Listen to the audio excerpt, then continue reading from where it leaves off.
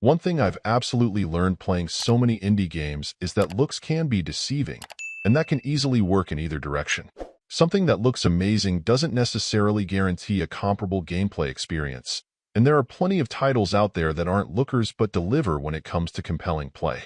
10 Seconds to Win is obviously trying to overcome an enormously simple look, no doubt hoping to compel you to get your precision platforming fix for a while, as you try to blow through compact but tough stages while you're on the clock.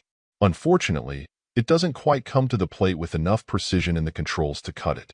Starting with what works, on a basic level, the fundamentals for success are in place.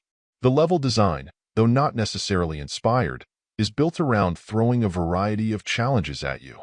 Aside from the constant urgency of fighting the clock, each level will lay down a variety of obstacles in your way. These can involve simply trying to get around the level quickly, trying to avoid traps, making use of special platforms, and more. Of course, the further you get, the tougher it will continue to get, as you'd expect, but curiously the game misses an opportunity to simply track your best times, without even getting into the concept of trying to have leaderboards for people to compete over. As for the problems, they actually start with failing to do a reasonably good job helping people to get up to speed with the controls and the nature of how they can work. Specifically for me, it was the dash, which I'm used to just working to the left or the right, and the sign posted on the level implied the same. It took a bit of luck to understand that I could control which direction I could dash in, but a simple diagonal line on the sign could have implied what could be done rather than assuming people would guess. But that's just small potatoes compared to the game's worst key failing, which is in the controls. Perhaps holding up the standard of Super Meat Boy, or even the super tight controls of Flat Heroes, is asking too much, but the space has plenty of precision platformers, and to be up to the task it all begins with the controls.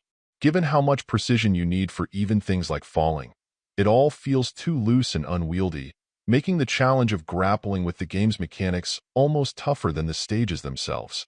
Worse yet, after repeatedly trying to jump at the edge of ledges, I found it very difficult to feel out where the edge is based on the art.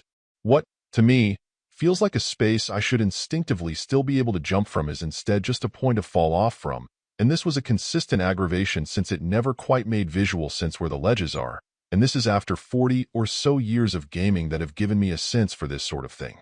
Put this all together, and whether this is a budget title or not, it really comes up short of ticking the most important box it could have, all while not being particularly attractive or inspired either.